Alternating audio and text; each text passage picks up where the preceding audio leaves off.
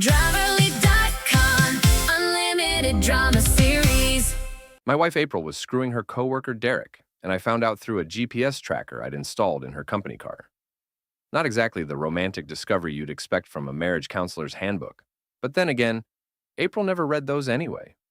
The text came at 7:43 p.m. Stuck in traffic, hours late, don't wait up. I'm Max Lawton, lead electrical engineer at Consolidated Power Solutions, and I know bullshit when I smell it. Traffic doesn't park itself outside Derek Mason's townhouse for 3 hours. But according to the GPS app on my phone, that's exactly where April's Jeep had been sitting since 4:30. "Dad, where's Mom?" Ellie asked, poking her head into my workshop. At 15, she had April's sharp eyes, but thankfully none of her mother's talent for deception. "Working late," I said, watching the little blue dot on my screen that represented my wife's location. Still hadn't moved. Again? Mia, my 13-year-old, appeared beside her sister. "She's been working late every Tuesday and Thursday for months." Smart kid. Smarter than her old man, apparently, who'd been buying April's overtime stories like a sucker at a carnival game. I'd installed the tracker 6 months ago after April claimed someone had been following her. For security, I'd told her. She'd been grateful then, kissing my cheek and calling me her protective husband. Now I knew the only thing she needed protection from was getting caught. The workshop felt smaller suddenly, filled with the electrical components and half-finished projects that used to bring me peace. Now they just reminded me of all the evenings I'd spent down here while April was supposedly at yoga class or book club or whatever lie she'd served up that week. My phone buzzed. A text from Derek's wife, Tasha. "Is April working late again tonight?" I stared at the message. Tasha Mason was sharp as a tack, a paralegal who didn't miss details. If she was asking, she already suspected something. "Yeah," I typed back. "It's you?" "Derek's at the gym. Has been every Tuesday and Thursday for months. Funny coincidence." My hands were steady as I screenshotted the GPS location and sent it to Tasha. Within seconds, my phone rang. "Holy shit, Max!" Tasha's voice was ice-cold fury wrapped in silk. "They're at our house." "I know. What are we going to do about it?" I looked around my workshop, at the tools and equipment I'd accumulated over 20 years of marriage, the life I'd built while April was apparently building something else entirely. "We're going to catch them," I said, "and then we're going to make them pay." 30 minutes later, I was parked across from Derek's townhouse complex, watching Tasha's Honda pull up beside me. She stepped out wearing dark jeans and a black hoodie, looking like she was dressed for war. "You sure about this?" she asked, sliding into my passenger seat. "You having second thoughts?" "Hell no. Derek's been lying to my face for months. I want to see exactly what I'm dealing with." Tasha was beautiful in a dangerous way, with dark hair and eyes that missed nothing. She'd married Derek straight out of college, worked her ass off to put him through business school, and got repaid with adultery.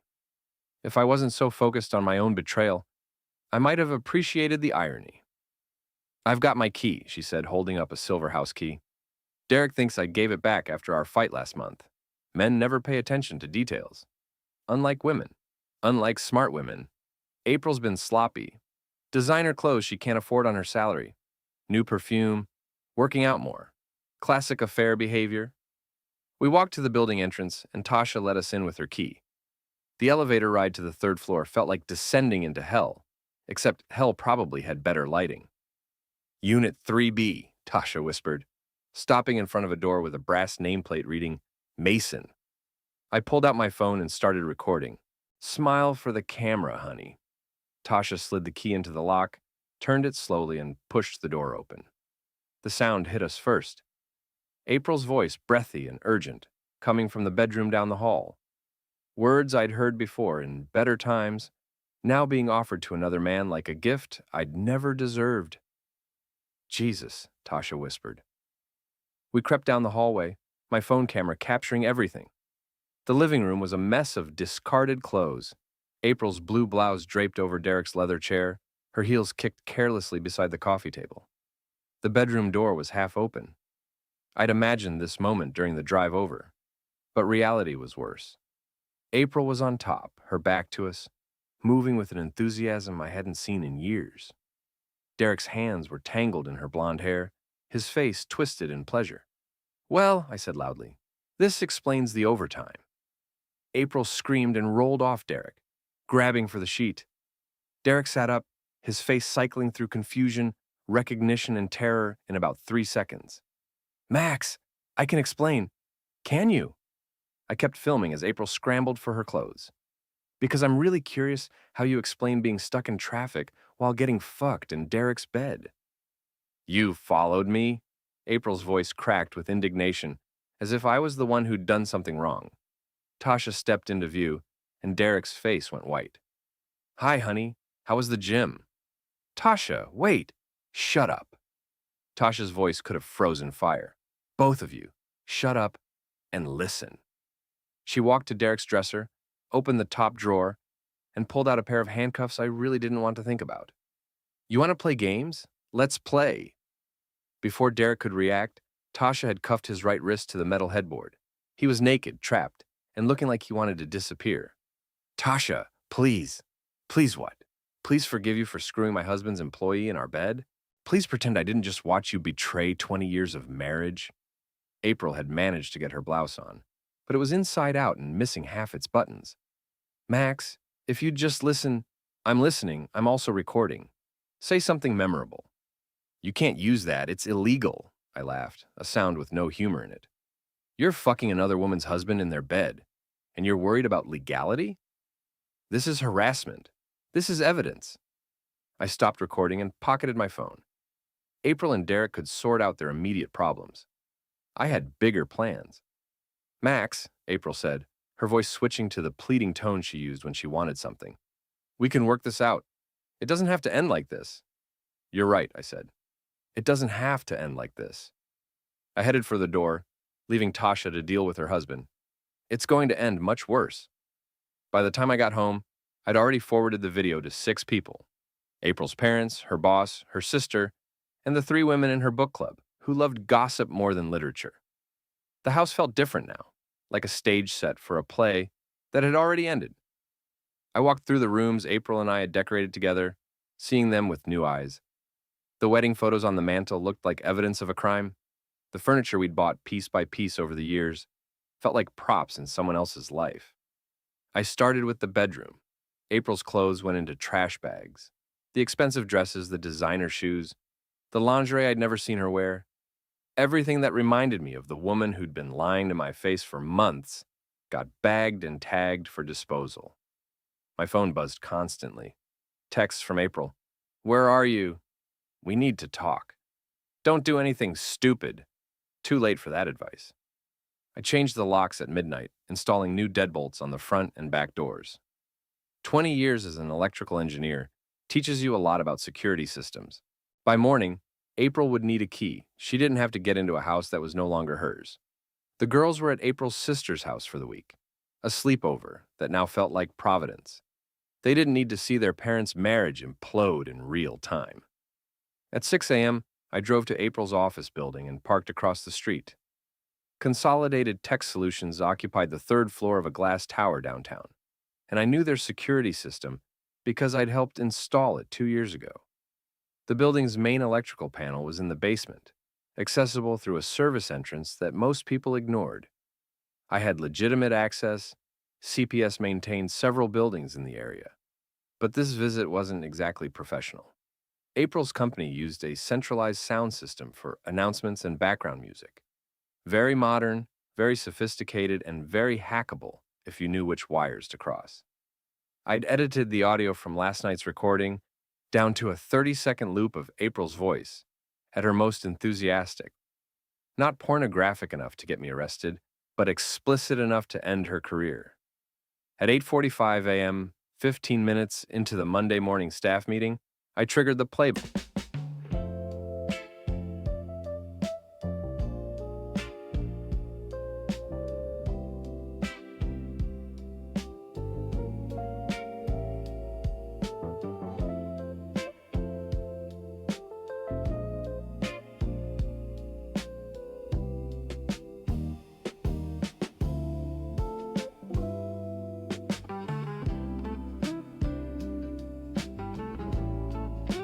Back. April's moans echoed through the entire 3rd floor. I watched from the parking garage as people poured out of the building, some laughing, others looking scandalized. April emerged 10 minutes later, her face red with humiliation, walking fast toward her car. My phone rang. April. You bastard, she said without preamble. Good morning to you too, sweetheart. How could you do this to me? To us? Us? There is no us. There's you, there's Derek, and there's me cleaning up the mess. Max, please. I made a mistake. You made a choice. Every Tuesday and Thursday for months, you made the same choice. It didn't mean anything. Then, you destroyed our marriage for nothing. That's even worse. I hung up and drove to work, where my partner Glenn was waiting with coffee and a shit-eating grin. Heard you had an eventful weekend, he said. News travels fast. Tasha called my wife. Said you two caught them red-handed. Glenn Martinez had been my work partner for 8 years, a solid guy who knew electronics almost as well as I did. He was also the closest thing I had to a best friend, which said something depressing about my social life. What's the plan, he asked. Plan? Come on, Max. I've seen you wire a building from scratch. You don't do anything without a plan. He was right. The audio stunt was just the opening act. April and Derek had humiliated me, lied to me, and tried to make me feel crazy for suspecting the truth. Now they were going to learn what real consequences felt like. Derek drives a black Jeep Grand Cherokee, I said. Yeah, so? So he's proud of that car. Talks about it constantly. Custom sound system, leather interior, GPS navigation, and cars are just electrical systems on wheels. Glenn's grin widened. What do you need? That afternoon, we followed Derek from his office to his usual lunch spot, a trendy bistro where he probably took April on their romantic afternoons. Derek parked in the back lot, far from other cars, like his Jeep was made of gold instead of metal and plastic. Keep watch, I told Glenn. Derek's Jeep was newer than mine, but the basic electrical systems were the same. I popped the hood and went to work, installing a small device Glenn had helped me build that morning. It looked like a standard relay, the kind of component any mechanic might add during routine maintenance. But this relay was special. It was connected to my phone via a cellular signal, and when I triggered it, it would cause Derek's engine to die and his horn to start blaring. The sound system would loop a specific song at maximum volume until the battery died. Done, I said, closing the hood. No, what song? Glenn asked. It wasn't Me by Shaggy. Jesus, Max, that's evil. That's the point. We were back at the office when my phone buzzed with a text from an unknown number. You don't know who you're messing with, I showed Glenn. Derek? Probably. Tough guy behind a keyboard. My phone rang. April's parents. Maxwell, April's mother said in her frostiest tone. We need to talk. Margaret Whitman came from old money and never let anyone forget it. She'd tolerated me as a son-in-law because I made decent money and kept April happy. But she'd never thought I was good enough for her daughter. Hello, Margaret. What you've done to April is unconscionable. We're prepared to take legal action. For what? Documenting adultery? For harassment? For invasion of privacy? For deliberately damaging her reputation? Her reputation damaged itself. I just provided the documentation. This conversation is over, Maxwell. You'll be hearing from our attorney. Looking forward to it. I'm sure he'll enjoy the video evidence. I hung up and looked at Glenn. Think I'm going too far? I think you're just getting started. That evening, Derek's Jeep died in the middle of the busiest intersection downtown, during rush hour traffic. The horn blared Shaggy's voice across 6 lanes of increasingly angry drivers, while Derek sat helpless behind the wheel. By the time the tow truck arrived, half the city had seen Derek's humiliation, and someone had posted video on social media with the caption, "When karma has a sense of humor." I watched it all from a coffee shop across the street, sipping a latte and planning my next move. April and Derek had started this war, but I was going to finish it. The restraining order arrived Tuesday morning, served by a deputy who looked embarrassed to be there. Maxwell Lawton? That's me. You're ordered to stay at least 500 feet away from April Lawton and Derek Mason. No contact, direct or indirect. I read through the paperwork while the deputy waited. Standard boilerplate about harassment and emotional distress, signed by a judge who'd probably never seen the evidence. Understood, I said. Sir, you might want to get a lawyer. Already on it. After the deputy left, I called Frank Morrison, the best divorce attorney in the city. Frank was expensive, ruthless, and exactly what I needed. Max, I heard about your situation. Tasha Mason recommended me. How much have you heard? Enough to know you've been busy. We need to meet today. Frank's office was downtown, all dark wood and leather chairs designed to intimidate. Frank himself was 60-something, gray-haired, and had the look of a man who'd seen every dirty trick in the book. Show me what you've got, he said. I played the video from Derek's bedroom, showed him the GPS evidence, and explained about the audio system hack. Jesus Christ, Max. You've got enough evidence to bury them both, but you've also given them ammunition for a harassment case. What's my exposure? Depends on how far you want to push this. The bedroom video is legal. You were invited into the building by a resident. The GPS tracking is gray area since it's a company vehicle. The audio thing, he shrugged. That's probably going to cost you. How much? Money? Not much. Your intern filed this, then withdrew it. What did you promise her? It was consensual. She's 23 years old! Watch more on Grammarly.com. Reputation? Depends on who's telling the story. Frank leaned back in his chair. Here's what I don't understand. You've got a slam-dunk divorce case. April cheated. You have proof? You'll get everything you want in court. Why the elaborate revenge? Because court takes months and they humiliated me. I want them to understand what that feels like. And if it backfires, then I go down swinging. Frank smiled. I like you, Max. Let's fuck them up. That afternoon, I got a call from my daughters. April had told them I'd been acting strange, and they shouldn't come home until things settled down. Dad, what's going on? Ellie asked. Mom won't tell us anything. Your mother and I are having problems, adult problems. Are you getting divorced? 15-year-olds don't miss much. Probably. Is it because of a Derek? I almost dropped the phone. What do you know about Derek? He's been coming to Mom's office events for months. She talks about him constantly. Mia and I thought it was weird. Why didn't you say anything? We're kids, Dad. Nobody listens to us about adult stuff. I'm listening now. Derek's creepy. He stares at Mom like she's dessert, and he acts like he owns her. We don't like him. You don't have to worry about Derek anymore. Good. When can we come home? Soon, sweetheart, I promise. After I hung up, I sat in my workshop and thought about what Ellie had said. April had been parading Derek around in front of our daughters, making them complicit in her deception. That crossed a line I hadn't even known existed. My phone buzzed. A text from Derek. Meet me tonight. Parking lot behind Murphy's Bar. 9 p.m. Come alone. I stared at the message. Derek wanted a confrontation, probably thought he could intimidate me into backing down.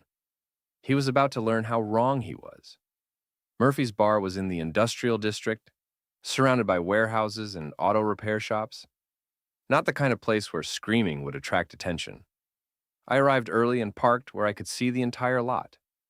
Derek's replacement car, a silver BMW he'd probably rented, pulled in exactly at 9. Derek stepped out wearing an expensive suit and a confident expression that faltered when he saw me walking toward him. Max. Derek, nice car. Rental? We need to talk. Talk. Derek was bigger than me, maybe 6'2" to my 5'10", with the kind of gym muscles that looked impressive but had never been tested. He was used to intimidating people with his size and his money. This has gone far enough, he said. April made a mistake, but she doesn't deserve what you're doing to her. What I'm doing to her? I'm not the one who fucked another woman's husband. You're destroying her career, her reputation, her relationship with her family. She did that herself. I'm just making sure everyone knows about it. Derek stepped closer, trying to use his height advantage. You need to stop. Delete the video, call off your lawyer, and let April move on with her life. Or what? Or things get unpleasant for you. I laughed. Unpleasant. Derek, my wife has been screwing you for months while lying to my face. My daughters think I'm a failure. My in-laws want to sue me. How exactly could things get more unpleasant? You'd be surprised. Derek reached into his jacket, and for a second I thought he might have a weapon. Instead, he He pulled out an envelope. Photos, he said. You in April's office building. You tampering with my car. You meeting with Tasha. A private investigator is expensive, but April's parents have deep pockets. I opened the envelope. The photos were good quality, clearly showing me entering the building, working under Derek's hood, sitting in a coffee shop with Tasha. Circumstantial evidence, but enough to support a harassment case. Blackmail? I asked. Insurance. Back off, or we use these. I studied Derek's face in the parking lot lighting. He looked confident, like a man holding winning cards. You know what your problem is, Derek? Enlighten me. You think this is a negotiation? You think you can threaten me into giving up and going away quietly? Can't I? I smiled and pulled out my own phone, showing him the screen. It displayed a live audio feed from a recording app that had been running since I'd arrived. You just threatened me while admitting to hiring a private investigator to stalk me. In most states, that's criminal conspiracy. Derek's confidence cracked. You're recording this? I'm documenting it. Just like I documented you fucking my wife. You son of a bitch. Derek swung at me, a wide haymaker that telegraphed itself from across the parking lot. I stepped aside and let his momentum carry him past me, then grabbed his arm and used his own weight to slam him face first into his rental car. Here's the thing about blackmail, Derek, I said, keeping his arm pinned behind his back. It only works if the other person has something to lose. Get off me. I've already lost my marriage, my family, and my reputation. What exactly are you going to threaten me with? I released him and stepped back. Derek turned around, his nose bleeding, his expensive suit torn. This isn't over, he said. You're right, it's not. I got in my truck and drove away, leaving Derek in the parking lot with his threats and his bloody nose. But I wasn't going home. I had one more stop to make, and Derek had just given me the perfect excuse. 3 days later, I invited Derek and April to my workshop for what I called a final negotiation. I claimed I was ready to hand over all the evidence in exchange for full custody of my daughters and a clean divorce. It was bullshit, of course, but they were desperate enough to believe it. My workshop occupied the entire basement of my house, filled with electrical equipment, tools, and projects I'd accumulated over 2 decades. It was my sanctuary, the place where I'd retreated when marriage got difficult. Now, it was going to be my theater. I'd spent the previous 2 days preparing, hidden cameras in every corner, motion sensors connected to the lighting system, and a few special surprises I'd learned from 20 years of electrical work. Glenn arrived first, carrying a laptop and wearing a grin that could power the city grid. You sure about this? He asked. Never been more sure of anything. And Tasha's on board? Tasha wants blood. She's been planning Derek's destruction longer than I have. What about the legal stuff? Frank says as long as nobody gets physically hurt, we're in the clear. Self-defense, protection of property, citizen's arrest if necessary. Glenn set up the laptop and started the live stream. Channel's ready. We've got viewers from all over the city. Good. Derek loves an audience. April arrived at 7, looking nervous but determined. She'd dressed carefully. Conservative blouse, minimal makeup. The look of a woman trying to appear reasonable. Max, thank you for agreeing to meet. Thank you for coming. She looked around the workshop, taking in the equipment and tools. I always loved this place. You were so happy down here. Past tense. That's appropriate. Derek arrived 10 minutes later, driving yet another rental car. His nose was still slightly swollen from our parking lot encounter, and he moved carefully like a man expecting trouble. Max, he nodded but didn't offer to shake hands. Derek, how's the face? Fine. April looked between us. What happened to your face? Your husband assaulted me. After you threatened me with blackmail photos, April's eyes widened. Derek, you didn't. I did what was necessary. I gestured to 2 chairs I'd positioned in the center of the workshop. Please sit. Let's get this over with. They sat down, and I noticed Derek glancing around nervously. Good. He should be nervous. Here's the deal, I said. I give you the video, the GPS evidence, and everything else I've collected. In exchange, April signs divorce papers, giving me full custody and half the assets. That's not what we agreed to, April said. It's what I'm offering now. Derek leaned forward. And if we refuse? I smiled and pulled out my phone. Then I upload everything to social media and let the internet decide who's right. You're bluffing. Am I? I triggered the first surprise. The workshop lights strobed on and off, creating a disorienting effect that made both April and Derek flinch. What the hell? Derek stood up. Sit down, Derek. Fuck you. He headed for the door, but I'd already triggered the magnetic locks. The door wouldn't open without a keycard that only I possessed. Max, let us out, April said, her voice rising with panic. Not until we finish our conversation. Derek tried the door again, pulling hard on the handle. This is kidnapping. This is a private meeting on my property. You're free to leave any time. I held up the keycard. After we reached an agreement. The live stream was working perfectly. Glenn's laptop showed dozens of viewers watching the confrontation in real time. You're insane, April said. I'm thorough. There's a difference. I triggered the second surprise. The workshop's sound system activated, playing the audio from April and Derek's bedroom encounter at moderate volume. Not loud enough to damage hearing, but clear enough that every word was audible. April's face went white. Turn it off! Why? You seem to enjoy making these sounds. Derek lunged at me, but I was ready. I stepped aside and triggered the third surprise, a modified Tesla coil that sent harmless but impressive electrical arcs across the room. Derek stumbled backward, his eyes wide with terror. Sit down, Derek, before you hurt yourself. You're fucking crazy. I'm an electrical engineer having a conversation in my own workshop. Everything here is perfectly legal and completely safe. Tasha's voice came from the sound system. She was watching the live stream and providing commentary. Ladies and gentlemen, you're watching Derek Mason, serial adulterer and blackmailer, getting exactly what he deserves.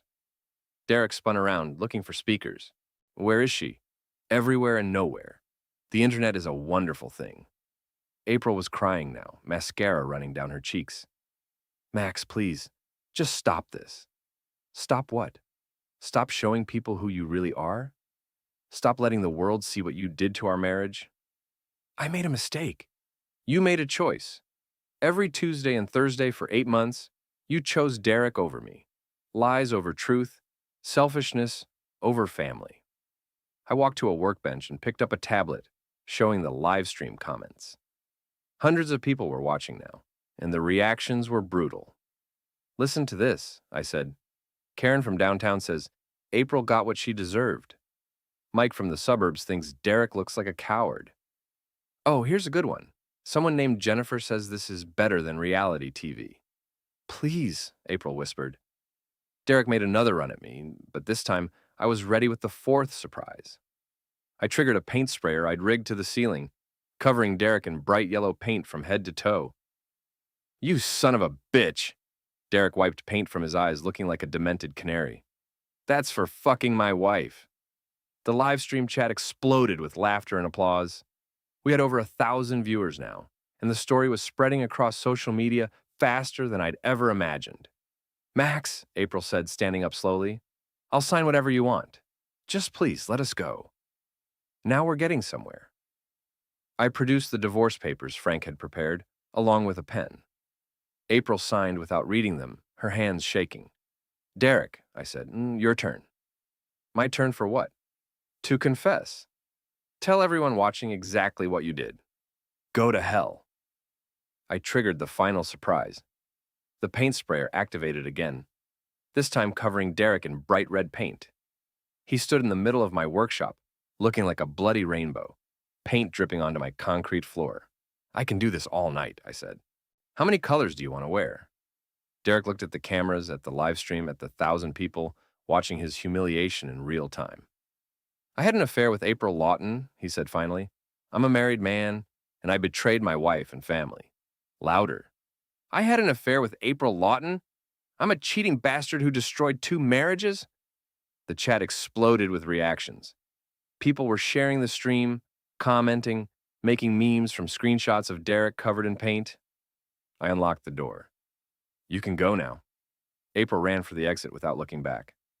Derek followed, leaving rainbow footprints on my workshop floor. I looked at Glenn's laptop. The live stream had peaked at over 5,000 viewers, and clips were already appearing on every social media platform. Think that was enough? Glenn asked. That was perfect. My phone buzzed with a text from Tasha. Derek just got home. He's locked himself in the bathroom and won't come out. I think he's crying. Another text, this one from Frank. Saw the live stream. Brilliant work. April's lawyer called. They want to settle immediately. A third text from my daughter Ellie. Dad, everyone at school is talking about your video. Mom's moving out of Aunt Sarah's house. Can we come home now? I looked around my workshop at the paint stains and electrical equipment, at the tools and projects that had been my refuge for so many years. Yeah, I said out loud. You can come home now. The divorce was finalized 2 weeks later. April got nothing except her personal belongings and a reputation that would follow her for years. Derek was fired from his job when the video went viral, and Tasha took him for everything in their divorce. I got full custody of my daughters, the house, and the satisfaction of knowing that sometimes, just sometimes, the good guys win. The live stream video has been viewed over 2 million times. People still recognize me on the street, usually to shake my hand or buy me a drink. I've been offered book deals, movie rights, and speaking engagements. But the best part isn't the fame or the money or even the revenge. The best part is that my daughters are home, safe and happy, and they know their father is someone who stands up for himself and his family. April and Derek learned that actions have consequences, that lies eventually surface, and that some circuits, once broken, can never be repaired. As for me, I learned that sometimes the best revenge isn't getting mad. It's getting even, getting it all on camera, and letting the whole world watch.